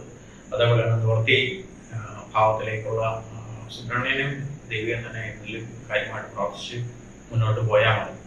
അതിൻ്റെ ആവശ്യം മാത്രമേ ഇപ്പം തൽക്കാലം ഈ മാസത്തേക്കുള്ളൂ. അടുത്തതായിട്ട് വൃശ്ചികം രാശിയാണ് പറയുന്നത്. വിശാഖത്തി കാലം അനേകവും തൃക്കേട്ടയും അടങ്ങുന്നതാണ് വൃശ്ചികം രാശി. വൃശ്ചിക രാശിയിൽ ആ രാശിയിൽ തന്നെയാണ് അതിന്റെ നിവർത്തി ഭാവാധിപനായിട്ടുള്ള ശുക്രൻ നിൽക്കുന്നത്. അത് ഗുണമാണ്, വളരെ. കൂടാതെ മറ്റ് ശനിക്കോ സർപ്പനോ മറ്റുള്ള ഗ്രഹങ്ങൾക്കോ ഒന്നും സ്ഥാനമാറ്റങ്ങൾ ഇല്ലെങ്കിൽ പോലും നിവർത്തി ഭാവത്തിൽ വ്യാഴം നിൽക്കൊണ്ട് ഗുണം തന്നെ പറയാൻ നോക്കും. പക്ഷേ ഈ രാശിയുടെ ഏറ്റവും വലിയൊരു ഇപ്പോഴത്തെ പ്രശ്നം 9ാം ഭാവത്തിൽ ഭാഗ്യസ്ഥാനത്ത് ആ രാശിയുടെ അധിപനായിട്ടുള്ള കുജൻ നിൽക്കുന്നു. അപ്പൊ സ്വാഭാവികമായിട്ടും ആ രാശിയാധിപനായിട്ടുള്ള കുജൻ നീചത്തിൽ പോയി കഴിഞ്ഞാൽ അവരുടെ സെൽഫ് കോൺഫിഡൻസ് ലെവൽ വളരെയധികം പറയുന്നുണ്ട്. ആ രാശിയുടെ അധിപന് 6ാം ഭാവാധിപനായിട്ടുള്ള കുജൻ 9ാം ഭാവത്തിൽ ഭാഗ്യസ്ഥാനത്ത് പോകുമ്പോൾ ഭാഗ്യാവസ്ഥയിൽ കുറച്ച് മോശം ഇടിവ് തന്നെയാണ് സംഭവിക്കുന്നത്. അവ ശ്രദ്ധിച്ച് തന്നെ മുന്നോട്ട് പോകണം. സുബ്രഹ്മണ്യ ഭജനം, ദേവി ക്ഷേത്ര ഭജനം ഒക്കെ വളരെ ഈ രാശിക്കാർക്ക് ഇപ്പോഴത്തെ അവസ്ഥയിൽ തീർച്ചയായിട്ടും നല്ലതാണ്. കൂടാതെ ആ രാശിയുടെ കുഞ്ഞു നിൽക്കുന്ന രാശിയുടെ അധിപനായിട്ടുള്ള ചന്ദ്രന്റെ ഭ്രമണം അനുസരിച്ച് ഗുണദോഷങ്ങൾ മാറി മാറി വന്നുകൊണ്ടിരിക്കുന്നു. അതായത് 2 ദിവസം നല്ലത്, 2 ദിവസം മോശം, അങ്ങനെയുള്ള അവസ്ഥകളെ കുറിച്ച് മാറി മാറി വന്നുകൊണ്ടിരിക്കുന്നു. പിന്നെ വളരെ പ്രധാനപ്പെട്ടത് കർമ്മസ്ഥാനത്തിന്റെ അധിപനായിട്ടുള്ള ആദിത്യനാണ് 12ാം ഭാവത്ത് നീചസ്ഥാനത്ത് വന്നിരിക്കുന്നത്. അവനവൻ ചെയ്യുന്ന തൊഴിലിന്റെ കാര്യത്തിൽ കുറച്ച് ബുദ്ധിമുട്ടുകൾ വരാനുള്ള സാധ്യത കൂടുതലായിട്ടുണ്ട്. തൊഴിലിന് നമുക്ക് ചെയ്യുന്ന ജോലിക്ക് കാഠിന്യം ഏറെ നിൽക്കുകയും കൃത്യമായിട്ടുള്ള പ്രതിഫലം കിട്ടാതിരിക്കുകയൊക്കെ ചെയ്യുന്നത് സാധ്യതകളാണ്. പ്രതിഫലത്തിന്റെ കാര്യത്തിൽ പേടിക്കേണ്ട കാര്യമില്ല. കാരണം രണ്ടാം ഭാവാധിപനായിട്ടുള്ള വേണം തന്നെയാണ് വൃത്തിസ്ഥാനത്ത് നിൽക്കുന്നതുകൊണ്ട് പ്രതിഫലത്തിന്റെ കാര്യത്തിൽ പേടിക്കേണ്ട കാര്യം വരുന്നില്ല. പക്ഷെ അവിടെ വരുന്നത് തൊഴിലിന്റെ കാഠിന്യം തന്നെയാണ് ഞാൻ സൂചിപ്പിക്കുന്നത്. അപ്പൊ അതിനെയും ഒന്നും കാര്യമായിട്ട് പ്രാർത്ഥിക്കുന്നു. ആ തൊഴിൽ സ്ഥാനത്തിന്റെ അധിപനായിട്ടുള്ള ആദിത്യനെ പ്രതിനിധീകരിക്കുന്ന ശിവക്ഷേത്രത്തിൽ കൃഷ്ണഭക്തി കാര്യമായിട്ട് പ്രാർത്ഥിച്ച് മുന്നോട്ട് പോകുന്നതാണ് ഈ രാശിക്കാരെ സംബന്ധിച്ച്, പ്രത്യേകം വൃശ്ചിക രാശിക്കാരെ സംബന്ധിച്ച് ഗുണകരമായിട്ട് ഉണ്ടാകാൻ സാധ്യത. അടുത്തതായിട്ട് ധനുരാശിയാണ്. മൂലവും പുരാണവും ഉത്രാടത്തിക്കാർ അടങ്ങുന്നതാണ് ധനുരാശി. ധനുരാശിയുടെ പ്രത്യേകത ഈ രാശിയുടെ 5ാം ഭാവാധിപതിയും 11ാം ഭാവാധിപതിയായിട്ടുള്ള ബുധനാണ് മീനം ഭവിച്ച് ഇതിന്റെ അഷ്ടമഭാവത്തിൽ 8ാം ഭാവത്തിൽ പോയി. അപ്പൊ സ്വാഭാവികമായിട്ടും ഒന്ന് രോഗാതി സ്ഥാനത്തിന് രോഗത്തിന് പ്രശ്നം രോഗത്തിന്റെ അവസ്ഥയ്ക്ക് ഉണ്ടാവാനുള്ള സാധ്യത കൂടുതലായിട്ട് ശ്രദ്ധിക്കണം. 2 11ാം ഭാവത്തിൽ ആണ് ഇതിന്റെ ലാഭാധിപതിയായിട്ടുള്ള ശുക്രൻ നിൽക്കുന്നത്. ശുക്രൻ 11ാം ഭാവത്തിൽ നിന്ന് കഴിഞ്ഞാൽ ചെലവ് വളരെ കൂടുതലായിട്ടാണ് ശ്രദ്ധിക്കുന്നത്. അനാവശ്യമായിട്ടുള്ള ചെലവുകൾ അല്ലെങ്കിൽ ആഡംബരത്തിനുള്ള ചെലവുകളൊക്കെ കാര്യമായിട്ട് സൂചിപ്പിക്കുന്നത്. 2-3 തരത്തിലുള്ള ചെലവുകൾ ഇതിനകത്ത് സൂചിപ്പിക്കുന്നുണ്ട്. ഒന്ന് ആശുപത്രിപരമായിട്ടുള്ള ചെലവുകൾ, ഹോസ്പിറ്റലുകളായിട്ടുള്ള ചെലവുകൾ, അതുകൂടാതെ ആഡംബരമായിട്ടുള്ള കാര്യങ്ങൾ ഇത് രണ്ടും സൂചിപ്പിക്കുന്നു. അത് അവനവൻ തന്നെ ആഡംബര വസ്തുക്കൾക്ക് വേണ്ടി പ്രയോഗിക്കണമെന്ന് നിർബന്ധമില്ല. മറ്റുള്ളവർക്ക് വേണ്ടിയിട്ട് നമ്മൾ വാങ്ങി കൊടുക്കുന്നതായിരുന്നാലും ഇതിനകത്ത് ഉൾപ്പെടുന്നതായിരിക്കും. കൂടാതെ ഈ രാശിയുടെ ലാഭസ്ഥാനത്താണ് ആദിത്യൻ നിൽക്കുന്നത്. ലാഭസ്ഥാനത്ത് ആദിത്യൻ നിയത്ത് നിൽക്കുന്നതിന് നിന്ന് കഴിഞ്ഞാൽ ഈ രാശിയുടെ ഭാഗ്യാധിപനാണ് ലാഭസ്ഥാനം. അതും അത്ര കണ്ട് ഗുണകരമായിട്ട് പറയാൻ കഴിയില്ല. അപ്പം തീർച്ചയായിട്ടും ഭാഗ്യസ്ഥാനം ബലവത്താവേണ്ട കാര്യമായിട്ട് ശിവനെ തന്നെ കാര്യമായിട്ട് പ്രാർത്ഥിക്കുക മാത്രം ഇതിനകത്ത് ചെയ്താൽ മതി. അവനവന്റെ മനസ്വസ്ഥ സന്താനങ്ങളൊക്കെ കൊണ്ടുള്ള വിഷമസ്ഥിതികൾ ഇതിനകത്ത് സൂചിപ്പിക്കുന്നുണ്ട്. 5ാം ഭാവാധിപനായിട്ടുള്ള ബുധനാണ് നീചത്തിലെത്ത അഷ്ടമത്തിൽ പോകുന്നത്. സന്താനങ്ങളെ കൊണ്ടുള്ള വിഷയങ്ങൾ, സന്താനങ്ങൾക്കുള്ള പ്രശ്നങ്ങളൊക്കെ ഇതിനകത്ത് സൂചിപ്പിക്കുന്നു. അപ്പൊ അവയൊക്കെ നമ്മൾ തരണം ചെയ്യാനുള്ള ഉപാധികൾ തരണം നടത്തണം. ഇപ്രാവശ്യത്തെ രാശിഫലങ്ങൾ കൂടുതലായിട്ടും സുബ്രഹ്മണ്യൻ ദേവി ശിവക്ഷേത്രങ്ങളിലാണ് ദർശനത്തിന് കൂടുതലായിട്ട് പറഞ്ഞു പോകേണ്ടതായിട്ട് തോന്നുന്നു. കാരണം എല്ലാ രാശിക്കാരുടെയും അനുഭവത്തിൽ ഈ പ്ലാനറ്റുകൾ തന്നെയാണ് ബുധനും അതുപോലെ തന്നെ ആദിത്യനും വളരെയധികം സ്വാധീനം ചെലുത്തുന്നുണ്ട് എന്നുള്ളതുകൊണ്ട് തീർച്ചയായിട്ടും ഈ ക്ഷേത്ര ദർശനവും ആ ദേവതകളെ പ്രാർത്ഥിക്കുകയും ഒക്കെയാണ് ഈ ഇപ്പോഴുള്ള അവസ്ഥയ്ക്ക് നിവൃത്തിയായിട്ട് വരുന്നത്. തീർച്ചയായിട്ടും ധനുരാശിക്കാരെ സംബന്ധിച്ച് മനസ്വസ്ഥതയ്ക്ക്, സന്താനങ്ങളുടെ സൗഖ്യത്തിന് വേണ്ടിയിട്ട്, അതുപോലെ തന്നെ അവനവന്റെ കർമ്മ മേഖല വളരെയധികം നന്നായിട്ട് പോകുന്നതിന് വേണ്ടിയിട്ട്, ആരോഗ്യ സംബന്ധമായിട്ടുള്ള കാര്യങ്ങൾക്ക് ഈ നേരത്തെ പറഞ്ഞിട്ടുള്ള ദേവതകളൊക്കെ കാര്യമായിട്ട് പ്രാർത്ഥിച്ച് മുന്നോട്ട് പോകുന്നതായിരിക്കും ഏറ്റവും നല്ലത്. അടുത്തതായിട്ട് മകരം രാശിയാണ്. മകരം രാശി ഉത്രാടത്തെ മുക്കാലും തിരുവോണവും അവിട്ടത്തിന്റെ അരയും അടങ്ങുന്നതാണ് മകരം രാശി. മകരം രാശിയുടെ കൃത്യമായിട്ടുള്ള 5ാം ഭാവത്തിൽ വ്യാഴമുണ്ട്. അപ്പം മനസ്വസ്ഥത കുഴപ്പമില്ലാത്ത. പിന്നെ 4ാം ഭാവാധിപതിയും 11ാം ഭാവത്തിലുള്ള ബുധനാണ് സ്ഥാനത്ത് 7ാം ഭാവത്തിൽ നീത്ത് വന്നിരിക്കുന്നത്. ഇത് കൂടാണ്ട് അഷ്ടമാധിപതിയാണ് ഈ രാശിക്കാർക്ക് 10ാം ഭാവത്തിൽ വന്ന് നിൽക്കുന്നത്. അഷ്ടമാധിപതി 10ാം ഭാവത്തിൽ നിന്ന് നിൽക്കുമ്പോൾ തൊഴിലിന്റെ കാര്യത്തിലുള്ള പ്രശ്നങ്ങൾ തന്നെയാണ് ആദ്യം അതിനകത്ത് സൂചിപ്പിക്കേണ്ടത്. ബുധൻ ഇതിനകത്ത് ഈ രാശിക്കാരുടെ 9ാം ഭാവാധിപതിയാണ്. അതേപോലെ തന്നെ 6ാം ഭാവാധിപതിയാണ് ആ ബുധൻ തന്നെയാണ് 10ാം ഭാവത്തിൽ. ബുധനെ കൊണ്ടുള്ള 10ാം ഭാവത്തിലുള്ള ഗുണങ്ങൾ ഈ നല്ലതായിട്ടുള്ള അവസ്ഥ തന്നെ പറയേണ്ടി വരും. അതായത് ബിസിനസ് സംബന്ധമായിട്ടുള്ള കാര്യങ്ങൾക്കൊക്കെ ഉള്ളവർക്ക് ഗുണം തന്നെയാണ് ഇതിൽ പറയേണ്ടത്. പഠനം ഗുണകരമാണ്. ഇതെല്ലാം ആകുമ്പോൾ പോലും ഈ രാശിയുടെ 4ാം ഭാവത്തിലുള്ള നിവർത്തി സ്ഥാനത്ത് ഒരു നീചനായിട്ടുള്ള കുഞ്ഞൻ വന്ന് നിൽക്കുന്ന അവസ്ഥ വരുമ്പോൾ എവിടെയൊക്കെയോ ചില മിസ്റ്റേക്കുകൾ അനുഭവപ്പെടാനുള്ള സാധ്യത വളരെ കൂടുതലായിട്ടുണ്ടാവും. നിവൃത്തിസ്ഥാനം ബലവത്തായ മാത്രമേ നമുക്ക് എല്ലാ കാര്യങ്ങളും പരിഹരിച്ചു പോകാൻ കഴിയുള്ളൂ മാത്രം. അപ്പൊ നിവൃത്തി സ്ഥാനാധിപതിയുടെ ഗുണമുണ്ടെങ്കിൽ തന്നെ ഗുണമൊക്കെ ഉണ്ടെന്നുണ്ടെങ്കിൽ അത് പരിഹരിച്ചു പോയി. അപ്പൊ നമുക്ക് ഇടപെട്ടുള്ള ദിവസങ്ങളിലൊക്കെ പ്രശ്നങ്ങളൊക്കെ പരിഹരിച്ച് മുന്നോട്ട് പോകാനുള്ള അവസ്ഥകൾ ഉണ്ടാവും. ഇത്രയും രാശികൾ പറഞ്ഞതിൽ ഇപ്പോ കൂടുതലായിട്ടും മകരം രാശിക്കാർക്കായിരിക്കും കുറച്ച് ഗുണങ്ങൾ തന്നെ കൂടുതൽ കുറച്ച് ഗുണങ്ങൾ പറയേണ്ടി വരുന്നത്. എന്നിരുന്നാൽ 11-ാം ഭാവത്തില് ശുക്രൻ നിൽക്കുന്നത് വളരെ നല്ലതായിട്ടുള്ള അവസ്ഥയാണ്. ലാഭസ്ഥാനമാണ്. ലാഭസ്ഥാനത്തിൽ ശുക്രൻ നിൽക്കുന്നത് വളരെ നല്ല ഗുണമാണ്. 10-ാം ഭാവത്തിലെ ബുധനെ കൊണ്ട് നല്ല ഗുണം തന്നെയാണ് പറയുന്നത്. ഒരു ആദിത്യൻ ഉണ്ടെങ്കിൽ പോലും ആദിത്യന്റെ മോശാവസ്ഥകളെ തരണം ചെയ്യാനായിട്ട് ബുധനെ പ്രാപ്തി ഉണ്ടാക്കി മുന്നോട്ട് കൊണ്ടുപോകാൻ സാധ്യത. കാരണം ബുധന്റെ മൗഢ്യം തുലാമാറ്റിന് ശേഷമൊക്കെ മാറുന്നുണ്ട്. അതുകൊണ്ട് ആ ബുധൻ നമ്മളെ സംരക്ഷിച്ച് മുന്നോട്ട് കൊണ്ടുപോകും. അപ്പൊ ഇതില് കൂടുതലായിട്ട് 2-ാം ഭാവത്തിന്റെ അധിപതി തന്നെ 2-ാം ഭാവത്തിൽ നിൽക്കുന്നതുകൊണ്ട് ഒരു പ്രശ്നവും വരാൻ സാധ്യതയുള്ള സമയമല്ല. 5-ാം ഭാവത്തിൽ കറക്റ്റ് ആയിട്ട് വ്യാഴം നിൽക്കുന്നതാണ്. ഈ രാശിക്കാരെ സംബന്ധിച്ച് കൂടുതലായിട്ട് നമ്മൾ പറയേണ്ടത് ശ്രീകൃഷ്ണ സ്വാമി ക്ഷേത്രത്തിലെ ദർശനം മാത്രമായിരിക്കും ഏറ്റവും നല്ലത്. ശ്രീകൃഷ്ണനോട് ആ ഭാഗ്യഭാവം ബലവത്താക്കി, തൊഴിലിലെ കാര്യങ്ങളോട് ബലവത്താക്കി അപ്പം മുന്നോട്ട് പോകാനായിട്ട് ശ്രീകൃഷ്ണന്റെ ബലദർശനമായിരിക്കും ഏറ്റവും നന്നായിട്ട് ഇതിൽ പറയുന്നത്. അടുത്തതായിട്ട് കുംഭം രാശി. അവിടത്തിന്റെ അലയും ചതയും ഉരുട്ടാതി മുക്കാലും അടങ്ങുന്നതാണ് കുംഭൻ രാശി. ഈ കുംഭൻ രാശിയുടെ നിവർത്തി ഭാവാധിപനായിട്ടുള്ള ആദിത്യനാണ് രാശിയുടെ 9-ാം ഭാവത്തിൽ ഭാഗ്യസ്ഥാനത്ത് നീചസ്ഥാനത്ത് വന്ന് ശ്രദ്ധിക്കണം.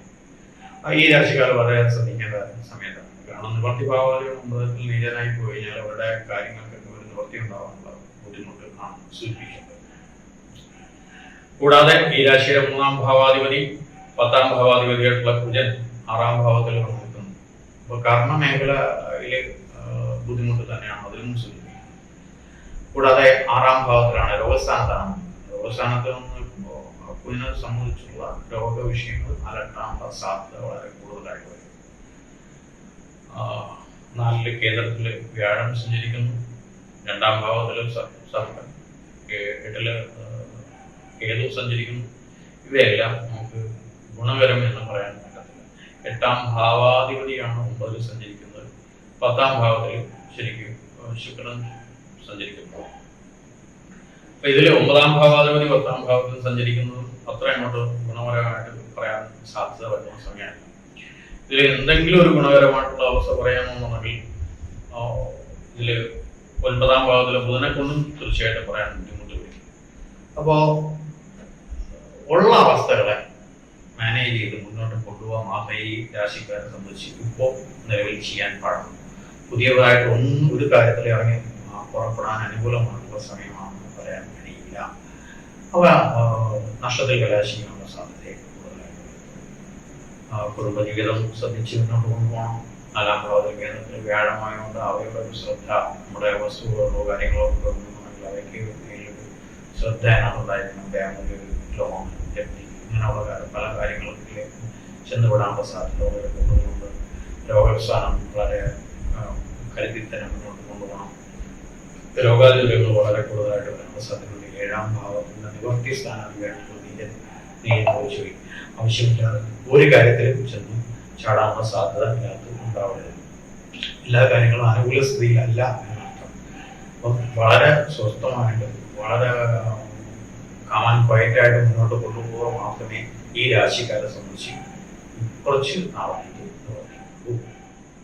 അടുത്തതായിട്ട് വരുന്നത് മീനൻ രാശി. മീനൻ രാശി പുരട്ടാതിക്കാലും മുത്തട്ടാതിയും രേവതിയും അടങ്ങുന്നതാണ് മീനൻ രാശി. ആ രാശിയുടെ അധിപൻ 3-ാം ഭാവത്തിൽ നിൽക്കുന്നു. 5-ാം ഭാവത്തില് 2-ാം ഭാവാധിപതിയും ഈ രാശിയുടെ 9-ാം ഭാവാധിപതിയുമായിട്ടുള്ള കുജനാണ് ശരിക്ക് 5-ാം ഭാവത്തിലെ മനസ്വസ്ഥതയുടെ കാര്യത്തിൽ നിൽക്കുന്നത്.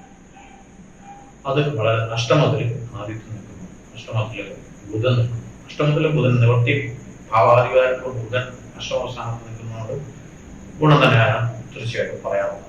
അപ്പം ബുധനെ കൊണ്ടുള്ള ഗുണങ്ങള് നമുക്ക് കിട്ടും. എങ്ങനെ കിട്ടുമെന്ന് ചോദിച്ചു കഴിഞ്ഞാൽ എഴുത്തുകുത്ത്, രേഖാസംബന്ധമായിട്ടുള്ള കാര്യങ്ങൾ, പഠന വിഷയങ്ങളിൽ ഏർപ്പെട്ടിരിക്കുന്നവർക്കൊക്കെ അനുകൂലമായിട്ടുള്ള അവസ്ഥകളുണ്ടാവും. ശരിക്കും പറഞ്ഞാൽ മാധ്യമങ്ങളുമായിട്ട് ബന്ധപ്പെട്ടിരിക്കുന്നവർക്ക്, അങ്ങനെയുള്ള ഈ രാശിക്കാരായിട്ടുള്ളവർക്കൊക്കെ വളരെ അനുകൂലമായിട്ടുള്ള സ്ഥിതിവിശേഷങ്ങളുണ്ടാവും. ബുധന്റെ കാലഘട്ടത്തിൽ വരുന്ന ഒരു കുറേ കാര്യങ്ങളുണ്ട്. ആ കാര്യങ്ങൾക്കെല്ലാം ഗുണകരമായിട്ട് വരുമെന്ന് അർത്ഥമാക്കുന്നുണ്ട്. 5-ാം ഭാവത്തിൽ ബുധൻ നിൽക്കുന്നുണ്ട്. സന്താന കാര്യങ്ങളുടെ കാര്യത്തിൽ ഒരു ശ്രദ്ധ വളരെ വേണ്ടി വരും. മനസ്വസ്ഥതയ്ക്ക് വളരെ നമുക്ക് മനസ്സൊത്ത കുറയുന്ന ഒരവസ്ഥ. അതായത് അത് രണ്ടാം ഭാവാധിപതിയാണ് അഞ്ചിൽ നിൽക്കുന്നത്. ഇപ്പൊ കുടുംബ ജീവിതത്തിന്റെ കാര്യത്തിൽ കുറച്ച് സ്വസ്ഥത കുറവുണ്ടായാൽ തന്നെയാണ് നമ്മൾ തന്നെ മാനേജ് ചെയ്ത് മുന്നോട്ട് കൊണ്ടുപോകേണ്ടി വരും. അസ്വസ്ഥതകൾ കുടുംബത്തിൽ തന്നെ ഉണ്ടാവാനുള്ള സാധ്യതയുണ്ടാവും. കുട്ടികളുടെ കാര്യത്തിലും സന്താനങ്ങളുടെ കാര്യത്തിലും കുറച്ച് ബുദ്ധിമുട്ടുകളോ ക്ലേശങ്ങളോ ഒക്കെ അനുഭവിക്കേണ്ടതായിട്ട് വരും. അതിനെ ഒന്ന് ശ്രദ്ധിച്ച് തന്നെ മുന്നോട്ട് കൈകാര്യം ചെയ്ത് മുന്നോട്ട് കൊണ്ടുപോകാം. അഷ്ടമസ്ഥാനത്ത് ആദിത്യം നിൽക്കുന്നത് രോഗങ്ങളുടെ, അതായത് 6ാം ഭാവാധിപതി തന്നെയാണ് 8ാം ഭാവത്തിൽ നിൽക്കുന്നത്. അവ രോഗങ്ങളെയും ആണ് പ്രതിനിധാനം ചെയ്യുന്നത് കൂടുതലായിട്ടും. അവയ്ക്ക് കൃത്യമായിട്ടുള്ള മരുന്ന് കഴിക്കാനുള്ളവർ, കഴിക്കുന്നവർ, കഴിച്ചുകൊണ്ടിരിക്കുന്നവർ, ചികിത്സയിലിരിക്കുന്നവർ, ഇതെല്ലാം കൃത്യമായിട്ട് അതിനെ തുടർന്ന് കണക്ട് ചെയ്ത് പോകുന്നതായിരിക്കും ഏറ്റവും നല്ലതായിട്ടുള്ള അവസ്ഥ ഉണ്ടാക്കാൻ സാധിക്കും. കൂടാതെ 12-ൽ ശനി സഞ്ചരിക്കും. അത് അധികമായിട്ടുള്ള ധനമാണ് ഇതിനകത്ത് നഷ്ടപ്പെടുത്താൻ സാധ്യത വരുന്നത്. അപ്പോൾ ക്ലേശങ്ങളും ദുരിതങ്ങളും ഏറി നിൽക്കുന്ന ഒരു കാലഘട്ടം ആയതുകൊണ്ട് അവയെ ശ്രദ്ധിച്ചു കഴിഞ്ഞു മുന്നോട്ട് പോകുന്നതായിരിക്കും. ഏറ്റവും കൂടുതൽ നെഗറ്റീവാണ് ഇതിനകത്ത് പറയേണ്ടി വന്നിട്ടുള്ളത്. പക്ഷെ ആ നെഗറ്റീവുള്ള റെമഡീസും അതിനകത്ത് പറയുന്നുണ്ട്. ആ ക്ഷേത്ര ദർശനങ്ങൾ, മറ്റുള്ള കാര്യങ്ങളെല്ലാം പറയുന്നുണ്ട്. ഉദാഹരണത്തിന് മീനൻ രാശിയുടെ തന്നെ ശ്രീകൃഷ്ണ അമ്പലം, ദേവീക്ഷേത്രങ്ങളിൽ ഒക്കെ ദർശനം നടത്തി കാര്യമായിട്ട് പ്രാർത്ഥിക്കുന്നത് വളരെ നല്ലതായിരിക്കും. കൂടാതെ ലളിതാ സഹസ്രനാമം ജപമുള്ളവർക്ക് ലളിതാ സഹസ്രനാമം നടത്തി മുന്നോട്ട് പോകുന്നതായിരിക്കും ഏറ്റവും നല്ലത്. അപ്പോൾ റെമഡിയൽ പാർട്ടാണ് ഇതിൽ ഈ കാലഘട്ടത്തിൽ ചിന്തിക്കേണ്ടത് ഏറ്റവും കൂടുതലായിട്ടുള്ളത്. അപ്പം വരാനുള്ളതിന്റെ കുറെ നെഗറ്റീവ് ഭാഗങ്ങൾ ഇതിനകത്ത് കൂടുതലായിട്ട് സൂചനകൾ ഇതിനകത്ത് കിടക്കണം. ആ സൂചനകൾക്കനുസരിച്ച് നമ്മൾ നമ്മുടെ ജീവിതത്തെ കൊണ്ടുപോകുക, അതിനനുസരിച്ച് കൊണ്ടുപോകുക, വരാൻ പോകുന്ന വിഷയങ്ങൾ കണ്ടറിഞ്ഞ് കൊണ്ടുപോകുക. അപ്പൊ അത് വളരെ ശ്രദ്ധിച്ച് തന്നെ മുന്നോട്ട് പോകണം. പിന്നെ ഓരോരുടെ ദശ, അപകാരം, അതേപോലെ തന്നെ ജാതകത്തിന്റെ ഗ്രഹഫലങ്ങൾ, പിന്നെ നമ്മൾ വസിക്കുന്ന ദേശം എവിടെയാണോ അവിടെ, പിന്നെ നമ്മൾ ചെയ്യുന്ന കർമ്മം എന്താണ്, മീൻസ് നമ്മുടെ ജോലി എന്താണോ അതിനനുസരിച്ച് ഇവയെല്ലാം, അതുകൂടാതെ കാലം അനുസരിച്ചും ഒക്കെ ഇതിന്റെ ഫലങ്ങൾ ഏറിയും കുറഞ്ഞും ഇരിക്കുമെന്നർത്ഥം. അപ്പൊ എന്തായാലും ഇത്രയും നെഗറ്റീവ് ആയിട്ടുള്ള കാര്യങ്ങളാണ് കൂടുതൽ പറയേണ്ടി വന്നതെങ്കിൽ തന്നെയും എല്ലാവർക്കും ഈ മാസം നല്ല ഫലങ്ങളിൽ തന്നെ ഉണ്ടാകാനുള്ള ഈശ്വരയുടെ ആവശ്യം ഉണ്ടാവും കാര്യമായിട്ട് പ്രാർത്ഥിച്ചു. ഇപ്പോൾ ഈ അടുത്തിടെ കൊണ്ട് ഒരുപാട് ചോദ്യം വരുന്നൊരു കാര്യമാണ് ഈ ഫ്ലാറ്റുകളിലൊക്കെ താമസിക്കുന്നവർ, വിദേശത്തുള്ളവരൊക്കെ അവർ പൊങ്കാല ഇടുന്നതിനെ കുറിച്ച്. എൻ്റെ അഭിപ്രായത്തിൽ നിങ്ങൾക്ക് എല്ലാവർക്കും, ഇപ്പോൾ ഈ കോടാനുകോടി ജനങ്ങൾക്ക് എല്ലാവർക്കും തിരുവനന്തപുരം ജില്ലയിൽ വന്നിട്ട് പൊങ്കാല ഇടുക എന്ന് പറഞ്ഞാൽ ഒരിക്കലും നടക്കുന്ന കാര്യമല്ല.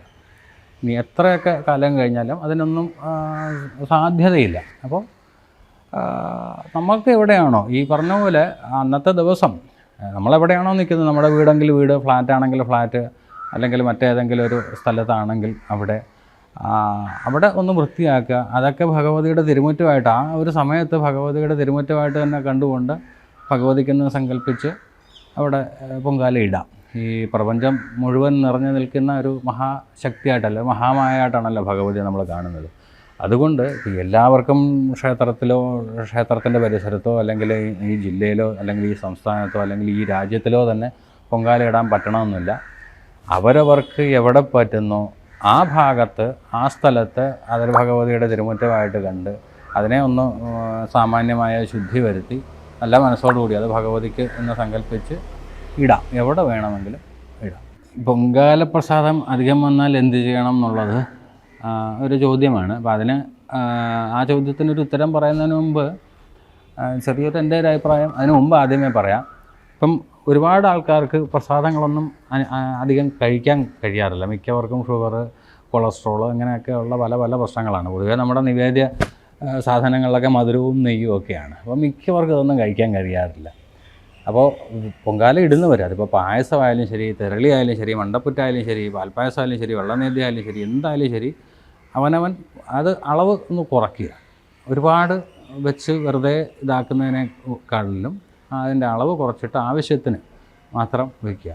എന്നിരുന്നാലും ഒക്കെ അധികം വരാം. അപ്പം അധികം വരുന്നതിനെ വെറുതെ ഈ അഴുക്ക് ചാലിലേക്ക് വലിച്ചെറിയാതിരിക്കുക എന്നുള്ളത് നിർബന്ധമായിട്ടും പറയാൻ ഉണ്ടെന്നൊരു കാര്യം. അല്ലെങ്കിൽ മറ്റ് വേസ്റ്റുകളുടെ കൂട്ടത്തിൽ ഈ പറഞ്ഞ പോലെ നമ്മളതിൻ്റെയൊക്കെ എന്തെങ്കിലും എച്ചിലുകളോ അല്ലെങ്കിൽ മറ്റ് വേസ്റ്റുകളുണ്ടല്ലോ, അപ്പോൾ അങ്ങനെയുള്ളതിൻ്റെ ഒന്നും കൂടെ കളയാതിരിക്കുക. ഇതിനെ ഇപ്പം മൃഗങ്ങൾക്ക് അതും ഒരു ജീവനാണ്. ആ പ്രസാദം എന്നുള്ള സങ്കല്പത്തിൽ ഇപ്പോൾ പശുവിനോ കാളയ്ക്കോ ആടിനോ അല്ലെങ്കിൽ വീട്ടിൽ വളർത്തുന്ന കോഴിക്കോ ഒക്കെ അതിന് പ്രസാദമായിട്ട് നമ്മൾ ഒരു സങ്കല്പം വേണം പ്രസാദം എന്നുള്ള രീതിയിൽ അതിനൊരു ആഹാരമായിട്ട് അതിൻ്റെ കൂട്ടത്തിൽ.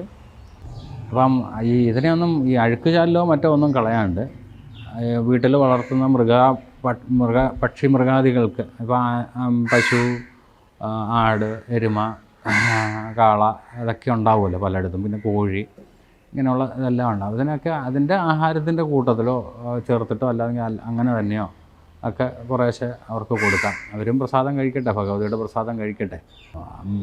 ഒഴുക്ക് ഉള്ള വെള്ളം, അഴുക്കുചാലല്ല ഞാൻ ഉദ്ദേശിക്കുന്നത്, മത്സ്യങ്ങളൊക്കെ ഉള്ള ജലാശയങ്ങൾ, ആ മത്സ്യങ്ങൾക്ക് ഒന്ന് തീറ്റയാവട്ടെ. അതൊന്നും ഒരു വേസ്റ്റ് കളയുന്നത് പോലെ ആകരുതെന്ന് മാത്രം. അതിന് ഭഗവതിയുടെ പ്രസാദം അതുങ്ങൾക്കും കൂടെ കൊടുക്കുന്നു എന്നുള്ള സങ്കല്പത്തിൽ വേണം അങ്ങനെ കൊടുക്കാം. പിന്നെ അതിനും ഇതൊന്നും നിവൃത്തിയില്ലാത്തവരുണ്ടാകും. അവർക്ക് ശുദ്ധമായ സ്ഥലത്ത് കുഴിച്ചിടാം, അല്ലെങ്കിൽ ഒരു ചെടിയുടെ, ഇപ്പോൾ ചിലവരത് കുഴിച്ചിടരുതെന്നൊക്കെ പറയാറുണ്ട്. പക്ഷേ അതിനും ഞാൻ എതിരാണ്. അങ്ങനെ കുഴിച്ചിടരുത് എന്ന് പറയുന്നതിനോട് ഞാൻ എതിരാണ്. കാര്യം മണ്ണിൽ ജീവനുണ്ടല്ലോ, ഉറുമ്പുകളും മറ്റേ കൃമികീടങ്ങളും മണ്ണര അങ്ങനെയൊക്കെയുള്ള ഇതുണ്ടല്ലോ. പിന്നെ സസ്യലതാദികളുണ്ട്. ഈ ഏതെങ്കിലുമൊക്കെ ചെടിയുടെ മൂട്ടിലേക്ക് ഇതിനെ കുഴിച്ചിടുകയാണെങ്കിൽ അതിന് വളമായിട്ട് അതും ഭഗവതിയുടെ പ്രസാദം എന്നുള്ള നിലയ്ക്ക് അതിനും അതൊരു ആഹാരമായിട്ട് മാറുകയാണ്. എങ്ങനെ കൈകാര്യം ചെയ്താലും അത് ആ ഭഗവതിയുടെ പ്രസാദമാണ് മറ്റുള്ളവർക്കും കൂടെ കൊടുക്കുന്നത് എന്നുള്ള ഒരു ചിന്തയോടുകൂടി, ആ ഒരു ശ്രദ്ധയോടുകൂടി കൈകാര്യം ചെയ്യണം. മറ്റ് വേസ്റ്റുകൾ വലിച്ചെറിയുന്ന പോലെ എറിയാതിരിക്കുക എന്നുള്ളത് മാത്രമേ പറയാനുള്ളൂ.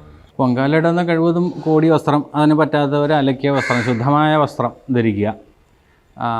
സാധാരണഗതിയിൽ അതിനുള്ള അടുപ്പ് 3 കല്ലാണ് ഇതിന് വേണ്ടുന്നത്. ഇപ്പം പിന്നെ പല രീതിയിലുള്ള റെഡിമെയ്ഡ് അടുപ്പുകളൊക്കെ വന്നിട്ടുണ്ട്, ഈ 3 കമ്പിയും ഒരു വളയമൊക്കെ വെച്ചിട്ടുള്ളത്. എങ്ങനെയാണെന്ന് വെച്ചാൽ നമുക്ക് ആ അടുപ്പ് കത്തിക്കാനുള്ളൊരു സൗകര്യം ഒന്ന് കണക്കാക്കിയാൽ മതി. ആ അടുപ്പിനുള്ളൊരു സൗകര്യം, അത് കത്തിക്കുന്നതിനുള്ള ചൂട്ട്, കൊതുമ്പ്, ചെറിയ വിറക്, പുലാമ്പുറകോ അങ്ങനെ എന്തെങ്കിലുമൊക്കെ ചെറിയ വിറകുകൾ, അത് അതിനാവശ്യമായ കലം, ജലം, അതിനുള്ള പാകം ചെയ്യാനുള്ള അരി, ശർക്കര, കദളിപ്പഴം, നാളികേരം ചിരകിയത്, നെയ്യ്, പിന്നെ ഉണക്കമുന്തിരി അങ്ങനെ എന്തെങ്കിലുമൊക്കെ ഉണ്ടെങ്കിൽ അത്, ഏലക്ക, ചുക്ക്, ഇങ്ങനെയുള്ള സുഗന്ധദ്രവ്യങ്ങൾ ഉണ്ടെങ്കിൽ അത്, ഇങ്ങനെയുള്ള സാധനങ്ങളൊക്കെ ഒരു സാധാരണ പൊങ്കാല പായസം തയ്യാറാക്കുന്നതിന് വേണ്ടി കരുതേണ്ടതുണ്ട്. പിന്നെ തിരളിയാണെങ്കിൽ അതിന് ആവശ്യമുള്ള അരിപ്പൊടി, ശർക്കര, തേങ്ങ ചെറിയത്, നെയ്യ്, ഏലക്ക അങ്ങനെയുള്ള സാധനങ്ങൾ, പിന്നെ അതിൻ്റെ ഇല, തിരളി ഇല, വയണ ഇല എന്നൊക്കെ പറയും, ആ ഇല, അതത്രയും കരുതാനുണ്ട്. മണ്ടപ്പത്തിനും അതുപോലെ അതിൻ്റേതായ സാധനങ്ങൾ. ഇത്രയും സാധനങ്ങൾ ഒക്കെ നമ്മൾ നേരത്തെ തയ്യാറാക്കി വയ്ക്കുക. പിന്നെ അടുപ്പ് കൂട്ടുന്നതിൻ്റെ മുമ്പിൽ വലതു ഭാഗത്തായിട്ട്, അതിപ്പോൾ ഓരോരുത്തർക്ക് വെക്കണമെങ്കിൽ അങ്ങനെ വയ്ക്കാം, അല്ലെങ്കിൽ ഒരു ഗ്രൂപ്പായിട്ട് വേണമെങ്കിൽ അങ്ങനെ വയ്ക്കാം.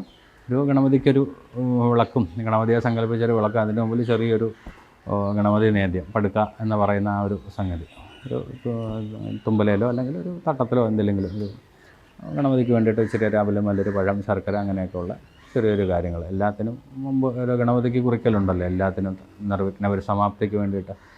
ഇത്രയും കാര്യങ്ങളൊക്കെ സാധാരണഗതിയിൽ നമുക്ക് പൊങ്കാലയ്ക്ക് വേണ്ടിയിട്ട് തയ്യാറാക്കേണ്ടതുള്ളൂ.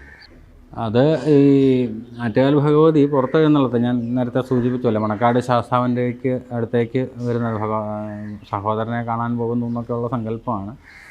സാധാരണഗതിയിൽ പൊങ്കാലയുടെ അന്ന് രാത്രിയിൽ ഒരു 10-10:30 മണിയോടുകൂടിയാണ്, 8 മണിയോ 9 മണിയെന്നൊക്കെ പറയാറുണ്ട്. പക്ഷേ ആ സമയത്തൊന്നും ഇറങ്ങാനില്ലെങ്കിലും ഒരു ഏകദേശം ഒരു 10 മണിയോടുകൂടി ഇറങ്ങാൻ കഴിയാറുണ്ട്. പറയുമ്പോൾ 2 കിലോമീറ്ററേ ഉള്ളൂ, പക്ഷേ അത് ഒരുപാട് മണിക്കൂറുകൾ എടുക്കും. തിരക്ക് കാരണം നമുക്ക് ഈ പറഞ്ഞ പോലെ വളരെ ഓരോ അടി വെച്ച് മുമ്പോട്ട് പോകാൻ പറ്റുള്ളൂ, അത്രയും തിരക്കുണ്ടാവും. അതുകൊണ്ട് കഴിവതും ക്ഷേത്ര ഭാരവാഹികൾ കഴിവതും പറയുന്ന സമയത്ത് തന്നെ ഇറങ്ങാൻ അവർ ശ്രമിക്കുന്നുണ്ട്. അതിനവരെ നമുക്ക് അഭിനന്ദിച്ചേ മതിയാകത്തുള്ളൂ. കാര്യം ഇത്രയും ലക്ഷങ്ങൾ വന്ന് മറിയുന്ന സ്ഥലത്ത്, ലക്ഷോപലക്ഷം ജനങ്ങൾ വന്ന് മറിയുന്ന സ്ഥലത്ത് പറയുന്ന സമയത്തിന് കാര്യങ്ങൾ നടത്തിയെടുക്കുക എന്ന് പറഞ്ഞാൽ ഒരു ഭഗീരഥ പ്രയത്നം തന്നെയാണ്. ഒരു 10-15 അല്ലെങ്കിൽ അങ്ങേയറ്റ അരമണിക്കൂറിൻ്റെ വ്യത്യാസത്തിൽ ഇറങ്ങാറുണ്ട്. 10 എന്ന് പറഞ്ഞു കഴിഞ്ഞാൽ 10:30-ക്കുള്ളിൽ എന്തായാലും ഇറങ്ങാറുണ്ട്. ഇപ്പം ഈ ശാന്തി, ക്ഷേത്ര ശാന്തി ഒരു പ്രവർത്തന മേഖലയായിട്ട്, അല്ലെങ്കിൽ ഉപജീവന മാർഗമായിട്ട്, അല്ലെങ്കിൽ ഒരു പാഷൻ, ഏറ്റവും താല്പര്യമുള്ള ഒരു വിഷയമായിട്ട് സ്വീകരിച്ച് ഒരുമാതിരിപ്പെട്ട എല്ലാ ആൾക്കാരുടെയും സ്വപ്നങ്ങൾ പെടുന്നതാണ്. അതായത് ഇപ്പം ഗുരുവായൂർ മേശാന്തി ആയിരിക്കുക, ശബരിമല മേശാന്തി ആയിരിക്കുക എന്ന് പറഞ്ഞ പോലെ ഒരു 99% ആൾക്കാരുടെ അല്ലെങ്കിൽ 100% ആൾക്കാരുടെയും സ്വപ്നങ്ങളിൽ പെട്ട ഒന്നാണ് ആറ്റുകാൽ മേശാന്തിയായിട്ടിരിക്കുക എന്നുള്ളത്. അത് അപ്പം അങ്ങനെ ഒരു ഭാഗ്യം എനിക്കുണ്ടായി.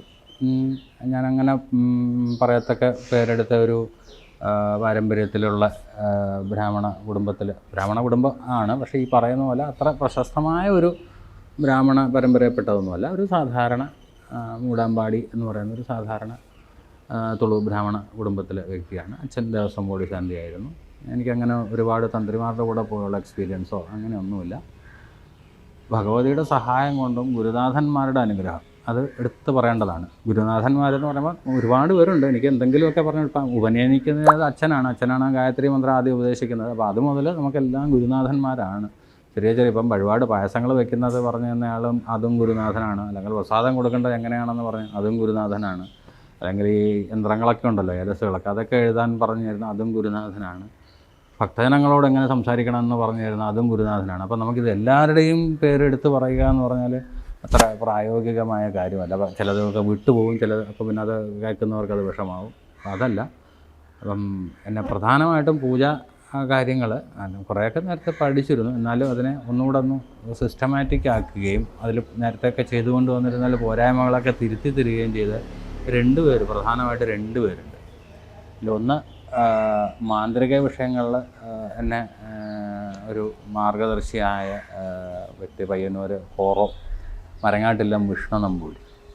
അദ്ദേഹം എനിക്ക് ശരിക്കും ഭദ്രകാളി ഗുരുതിയുടെ ഉപദേശം തരുന്നത് അദ്ദേഹത്തിൻ്റെ സ്കൂട്ടർ ഞാൻ ഓടിക്കുമ്പോൾ അദ്ദേഹം പുറവിലിരുന്നാണ് ശരിക്കും എനിക്ക് ഉപദേശം തരുന്നത്. പക്ഷേ അതിനുശേഷം എനിക്ക് ഭദ്രകാളി ക്ഷേത്രങ്ങളിൽ ഒരുപാട് ആറ്റുകാൽ ഉൾപ്പെടെയുള്ള ഒരുപാട് ഭഗവതി ക്ഷേത്രങ്ങളിൽ മേശാന്തിയാകാനുള്ള ഭാഗ്യം കിട്ടി. ഭദ്രകാളി ഒരു ഉപാസകനായിട്ട് മാറുകയും ചെയ്തു. അദ്ദേഹം വളരെ സ്വന്തം അനിയനെ പോലെ അല്ലെങ്കിൽ മൂത്ത മകനെ പോലെ കണ്ടാണ് അദ്ദേഹം ഉപദേശം തന്നിട്ടുള്ളത്. പിന്നെ എടുത്തു പറയേണ്ട ഏറ്റവും ഇതായിട്ടുള്ളൊരു വ്യക്തി എന്ന് പറഞ്ഞാൽ തിരുവല്ല കവിയൂർ കഴന്നൂരെല്ലാം കൃഷ്ണകുമാറിനായി രാജുവേട്ടൻ എന്നാണ് വിളിക്കുന്നത്. അനവധി ശിഷ്യസമ്പത്ത് ഉള്ള ഒരു മനുഷ്യൻ. നമുക്കൊരു കാര്യം പറഞ്ഞു തന്നാൽ അത് അദ്ദേഹത്തിന് തൃപ്തിയാകുന്നത് വരെ നമ്മളെ കൊണ്ട് പറയും. അദ്ദേഹത്തിന് തൃപ്തിയാവണം പറഞ്ഞത് ശരിയായത്, അതുവരെ നമ്മളെ കൊണ്ട് പറയും. അങ്ങനെ ഒരു വ്യക്തി. താന്ത്രികപരമായിട്ടുള്ള കാര്യങ്ങൾ അദ്ദേഹമാണ് ഗുരുനാഥനായിട്ടുള്ളത്. ഈ 2 മഹത് വ്യക്തികളുടെ അങ്ങനെയൊന്നും പറഞ്ഞാൽ പോരാ, പക്ഷേ അതിൽ കൂടുതൽ ഒരു വാക്കെനിക്കില്ല പറഞ്ഞുതരാൻ. ഈ 2 മഹത് വ്യക്തികളുടെ അനുഗ്രഹം ഗുരു കാരണവന്മാരുടെ മറ്റു കാരണവന്മാരുടെയൊക്കെ ഒരു പ്രാർത്ഥന ഇതൊക്കെ കൊണ്ടാണ് ഈ ഒരു സ്ഥാനത്തേക്ക് ആറ്റുകാൽ മുതൽ പിന്നീട് ഇങ്ങോട്ട് ഒരുപാട് മഹാക്ഷേത്രങ്ങളിൽ ശാന്തി കഴിക്കാനുള്ള ഭാഗ്യം കിട്ടിയത്. അതുപോലെ തന്നെ ഒരിക്കലും മറക്കാൻ കഴിയാത്തതാണ് ഈ ക്ഷേത്രങ്ങളിലൊക്കെ തന്ത്രിയായിരുന്നവർ. അവരും ഗുരുസ്ഥാനീയരാണല്ലോ. നമ്മളെ ഇൻ്റർവ്യൂ ചെയ്തു, അവർ ചോദിച്ച കാര്യങ്ങൾക്ക് നമ്മൾ പറഞ്ഞു, അവർ തൃപ്തരായി, അവർ സെലക്ട് ചെയ്തു, പിന്നീട് കിട്ടി. അതൊക്കെ ശരി തന്നെയാണ്. അത് കഴിഞ്ഞിട്ട് നമ്മൾ അകത്തേക്ക് കയറുമ്പോൾ അവർ നമുക്ക് മൂലമന്ത്രം ഉപദേശിച്ച് തരുന്നുണ്ട്, ഇന്ന പോലെയാണ് ഇവിടുത്തെ കാര്യങ്ങളെന്ന് പറഞ്ഞുകൊണ്ട്. അപ്പോൾ അവരും ഗുരുസ്ഥാനീയരാണ്. പല പറഞ്ഞു വരുമ്പോഴത്തേക്ക് ഇപ്പോഴത്തെ ഗുരുവായൂർ തന്ത്രി ചെന്നാസ് ദിനേശൻ നമ്പൂതിരിപ്പാട്, അദ്ദേഹം ഗുരുസ്ഥാനീയനാണ്. കുഴിക്കാട്ട് ഇല്ലത്തെ വാസുദേവൻ ഭട്ടതിരിപ്പാട് വാസുവേട്ടൻ, അദ്ദേഹം ഗുരുസ്ഥാനീയനാണ്. പുലിയന്നൂർ തൃപ്പൂണിത്തറ പുലിയന്നൂർ അനുജൻ നമ്പൂതിരിപ്പാട്, അദ്ദേഹം ഗുരുസ്ഥാനീയനാണ്. നീലമന സുരേഷേട്ടൻ, ആറ്റുവാശ്ശേരി നീലമന സുരേഷേട്ടൻ, അദ്ദേഹം ഗുരുസ്ഥാനീയനാണ്. അമ്പലപ്പുഴ പുതുമന പുണ്യേട്ടൻ ദാമോദരൻ നമ്പൂതിരി, അദ്ദേഹം ഗുരുസ്ഥാനീയനാണ്. അരയാൽക്കീഴെല്ലാം കേശവൻ നമ്പൂതിരി, അദ്ദേഹം ഗുരുസ്ഥാനീയനാണ്. അങ്ങനെ ഇരുന്ന ക്ഷേത്രങ്ങളിൽ തന്ത്രിമാർ എല്ലാം നമുക്ക് ഗുരുസ്ഥാനീയരാണ്. അപ്പോൾ ഇവരുടെയൊക്കെ അടുത്തൊന്ന് ഒന്ന് ഇരിക്കാനും അവരുടെ മുമ്പിലൊന്ന് ഇരിക്കാനും പൂജാവിധികൾ ചെയ്ത് കാണിക്കാനും ഒക്കെ ഉള്ളൊരു ഭാഗ്യം ലഭിച്ചു. ആറ്റുകാൽ ക്ഷേത്രത്തിൽ മേശാന്തി ആയതിനു ശേഷം ഞാനിപ്പോൾ 10 കൊല്ലമായി. അനവധി ആറ്റുകാൽ കഴിഞ്ഞ് കരിക്കകം, അത് കഴിഞ്ഞ് വെള്ളനാട്, അത് കഴിഞ്ഞ് ഉദിയന്നൂർ, ഇപ്പോൾ തിരുവനന്തപുരത്ത് തന്നെ മണികണ്ഠേശ്വരം, പേരൂർക്കടയ്ക്കടുത്ത് മണികണ്ഠേശ്വരം മഹാദേവ ക്ഷേത്രം, അവിടെ ശിവക്ഷേത്രമാണ്, അവിടെയാണ് മേശാന്തിയായിരിക്കുന്നത്. അപ്പോൾ ഇങ്ങനെ കുറേ ഭാഗ്യങ്ങൾ ഉണ്ടായി. ഇതെല്ലാം അവിടുന്ന് കിട്ടിയ ആ ഒരു ബേസിലാണ് ആറ്റുകാൽ മേശാന്തി എന്നുള്ള ഒരു പേരിലാണ് പിന്നീടുള്ള കാര്യങ്ങളൊക്കെ വളരെ നമുക്ക് എളുപ്പമാണ്. ഓരോ ക്ഷേത്രങ്ങളിൽ മേശാന്തിയായിരിക്കാൻ പറ്റുക എന്ന് പറഞ്ഞാൽ കടമ്പകൾ ഒരുപാട് കുറഞ്ഞു കിട്ടും. പിന്നെ അതിനൊക്കെ ഉപരി എവിടെ പോയാലും എന്തെങ്കിലും ഒരു പ്രശ്നം ഉണ്ടായി കഴിഞ്ഞാൽ ഞാൻ ഇന്നയാളാണ്, ഇന്ന സ്ഥലങ്ങളിൽ ഇരുന്ന ആളാണ്, അല്ലെങ്കിൽ ഇന്ന സ്ഥലത്ത് ഇരുന്ന ആളാണ് എന്ന് പറഞ്ഞു കഴിഞ്ഞാൽ നമ്മളെ സഹായിക്കാൻ ആരെങ്കിലും ഉണ്ടാകും, ഏത് രീതിയിലും. ഇതൊക്കെ വലിയൊരു ഭാഗ്യമാണ്. അപ്പം ഈ വർഷം 2025 മാർച്ച് 13 ആറ്റുകാൽ പൊങ്കാല, സ്ത്രീകളുടെ ശബരിമല എന്നറിയപ്പെടുന്ന ആറ്റുകാൽ ഭഗവതി ക്ഷേത്രത്തിൽ ഈ വർഷത്തെ പൊങ്കാല അർപ്പിക്കുവാൻ എത്തുന്ന, അല്ലെങ്കിൽ അവരവിടെ ഇരിക്കുന്ന സൗകര്യമുള്ള സ്ഥലത്ത്, സൗകര്യമുള്ള രാജ്യത്ത് അല്ലെങ്കിൽ സംസ്ഥാനത്ത് ഇരുന്ന് ആറ്റുകാൽ ഭഗവതിയെ ധ്യാനിച്ച് സങ്കല്പിച്ച് പൊങ്കാലയിടുന്ന എല്ലാ ദേവീഭക്തർക്കും എൻ്റെ ആറ്റുകാൽ പൊങ്കാല ആശംസകൾ. നിങ്ങൾക്ക് ഏവർക്കും വേണ്ടിയിട്ട് ഭഗവതിയെടുത്ത് എൻ്റെ പ്രാർത്ഥനകളും സമർപ്പിക്കുന്നു.